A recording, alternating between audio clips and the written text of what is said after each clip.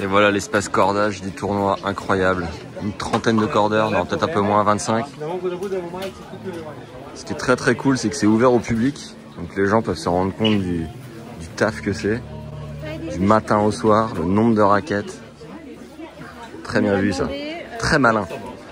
On a même les prix pour les juniors, tennis fauteuil et trophée des légendes, les anciens et tableau principal. Sur les grands chelems, ça coûte cher les gars. Ça coûte bonbon. Salut Gaël, comment ça va? Bien, bonjour, bonjour. Toi, t'es cordeur donc pour Wilson depuis 12 ans, c'est ça? Sur Roland-Garros depuis une douzaine d'années. Et t'es le dernier Français rescapé dans cette salle d'internationaux. Là, oui, là, on est 20 cordeurs, 11 nationalités et pour l'instant, voilà, je suis plus que le seul Français. Ça fait combien de temps que t'es cordeur? Depuis une vingtaine d'années. Là, t'envoies combien de raquettes par jour à Roland? En moyenne 25, 30, 35 raquettes par jour. Tu peux en faire 20 comme tu peux en faire 40. T'es sur une moyenne de quoi, 15 minutes la raquette? En moyenne, ouais, 15 minutes la raquette avec des spécificités un petit peu sur les rondes courtes. Quand les joueurs nous envoient les raquettes pendant les matchs, c'est là où effectivement pendant la journée on va le plus se faire. Ouais. Il faut vraiment que la raquette soit sortie entre le moment où elle arrive et le moment où elle repart, il nous faut maxi 18 minutes. D'accord. C'est-à-dire que décorder, corder, recorder, logoter et reparti. Ce qui nous fait en général corder sur une douzaine de minutes à peu près. Et les joueurs payent de leur poche ou comment ça marche? Ouais, comme chaque grand chelem, les joueurs payent la pause. 30 € ici. Là c'est 30 €. Est-ce que tu sais déjà la tension qui a été demandée la plus basse et la plus haute? Le classique, Manarino qui est à 10 kg. Là je l'ai fait, alors c'est moi qui le corde, je l'ai fait à 10 et à 9,8. Donc il est un petit peu en dessous de 10 là parce qu'il fait froid, on va dire, un peu plus froid et un peu plus humide. Donc, et la machine peut faire combien au minimum? Ouais, je crois qu'on peut aller jusqu'à 7-8 facile quoi. Ok. On ne pas trop en dessous. Ouais, on y est presque. Et la plus haute c'est norvégienne, Ekiri qui est à plus de 40 kg là. Et au maximum de la machine, donc au max. 90 pounds, on est à 40,9.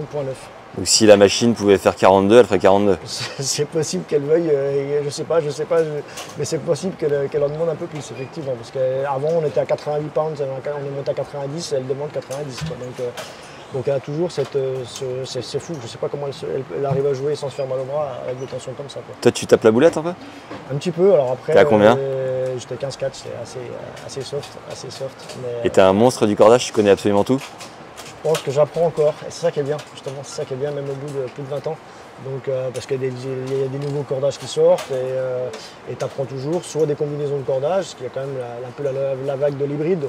Donc c'est intéressant de pouvoir un petit peu travailler là-dessus et apporter des spécificités de toucher aux joueurs et arriver à varier le solide, le soft, le résistant et le confort. Donc je trouve ça intéressant, il y a toujours des nouveaux cordages qui sortent et on en apprend toujours. Ouais.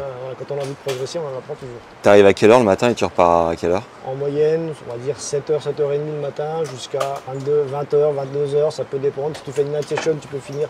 J'ai fait une night session à 1h du matin. Voilà, les night sessions, on est sur le grand chelem, on est souvent sur 1h, 2h du matin, voire plus. Hein. Sur l'Australian, je pense qu'ils font bien 3-4 heures. À l'US, j'ai déjà fait 4 heures. Bon, ça fait des bonnes journées. Voilà. Tu dois être éclaté là. Ça se voit à mes yeux, je crois qu'on est un petit peu fatigué, mais bon, là c'est normal. Après, on ne force pas à venir. Hein. Tu restes combien de jours? Là, je fais 17 jours, parce que j'ai un magasin, donc c'est vrai que j'essaie de demande maintenant à plus forcément faire 3 semaines. Et comme quoi qu'il en soit, au fur et à mesure que les joueurs partent, il y a moins besoin de cordeurs aussi. Donc là, je suis à cheval sur les 3 semaines. Et tu sympathises un peu avec les autres cordeurs internationaux? Maintenant, ça fait le 7e grand chelem que je fais avec eux. Ouais. Donc on commence à bien s'appréhender, à bien se connaître, c'est plutôt cool. Donc après, puis ça permet d'avoir un échange avec les cordeurs d'autres nationalités. J'ai des cordeurs quand même aussi qui sont sur le circuit toute l'année.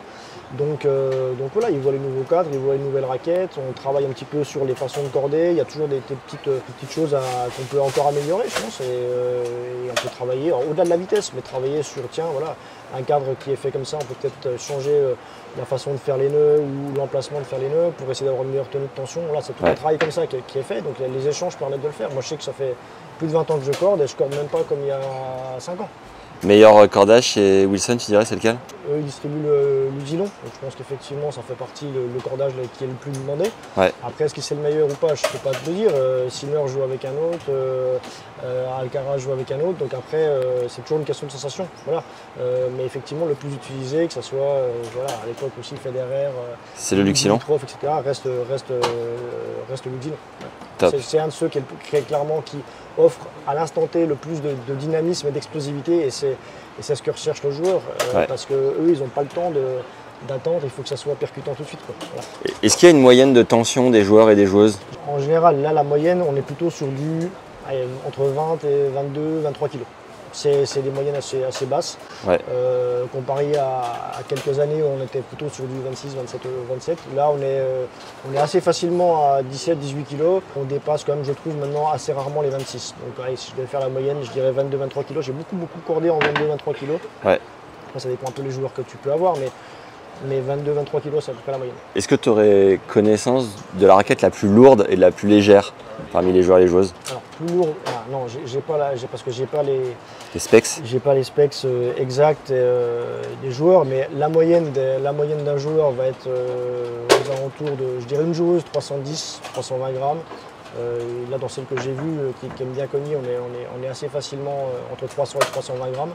Et chez les mecs, on est assez facilement sur les 330, 340 grammes. Et le max, tu dirais, c'est combien? Sur le max, j'en connais qui étaient à plus de 360, 370. Et plus léger? Et plus léger, j'en ai vu. Alors, le plus léger chez les mecs, j'ai pas vu. Je sais que j'en ai à 305, 310. Et chez les filles, j'ai déjà vu 280. Non customisé, raquette comme en magasin. Quoi. Brut? Ouais, à 280. Tu peux nous montrer les sacoches? Alors, on a des sacs à disposition avec des navettes de runners qui viennent apporter, déposer les sacs. Donc on a Jean Boin, Suzanne Langlaine, Le Châtrier. Ils sont tellement beaux ces sacs. Voilà, ils sont classe. Juste parce que c'est marqué Suzanne Langlaine ou Philippe Châtrier, ça fait rêver quand même. J'avoue qu'il y a quand même pas mal de personnes qui viennent ici qui nous demandent si on peut les acheter, si on peut les avoir, mais malheureusement c'est que pour ici. Ils sont plutôt bien réussis. Official Stringer, la classe.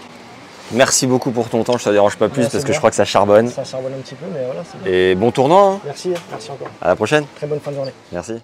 Avant de partir, récupère les meilleurs conseils de Gaël, cordeur pro depuis 20 ans dont 12 à Roland-Garros, pour choisir ton cordage et la tension la plus adaptée à ton jeu, et découvre l'impact de la couleur de ton cordage sur son rendement. C'est cadeau dans le premier lien dans la description.